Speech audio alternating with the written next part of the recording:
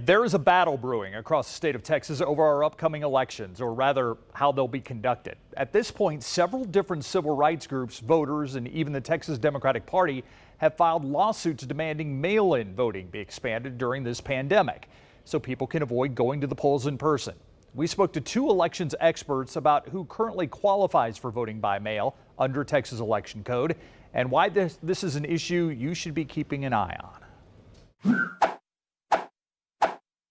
There are 5 states in the U.S. that primarily vote by mail. Several other states allow voters to mail in ballots without giving an excuse. But here in Texas, well, technically anybody's eligible. However, there are all sorts of stipulations that come into play. It's not an easy task to do absentee balloting in the state. Texas is one of the few states that does require an excuse to explain why you are voting by mail. This is the list of reasons you can give for needing a mail-in ballot in the state. It includes being disabled, being out of the country, or being older than 65.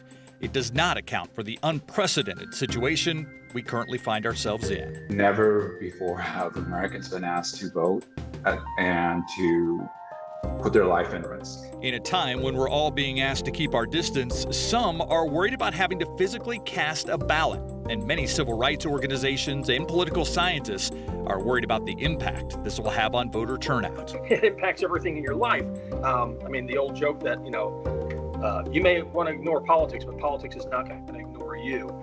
You're paying for this stuff. It's pocketbook issues as much as anything else. And it also sends a very important message to those in government that we as citizens are keeping an eye on their job performance. On April 7th, Wisconsin's decision to hold in-person elections in the middle of a pandemic was criticized by health experts across the country. I felt embarrassed for the people running that election. That did not need to happen.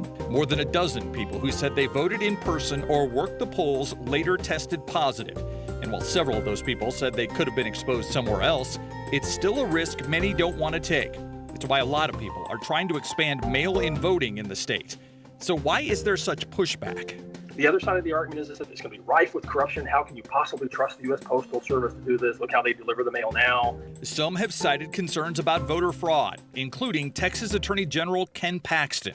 On May 1st, he sent out a letter to local elections officials saying that voters cannot legally ask for a mail-in ballot because they fear contracting the new coronavirus.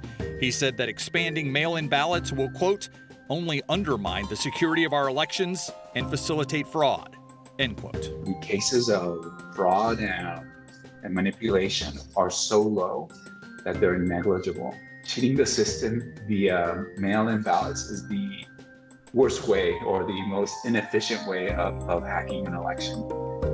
It would take so much work where there's other easier ways to hack an election. Both of the political scientists we talked to say the focus should be to get rid of hurdles in the way of citizens exercising their right to vote. We should be encouraging people to vote. Yeah, be informed, but encourage them to vote. Putting barriers up is not something we want to do. There's no reason why we should make Americans risk their lives to cast a ballot.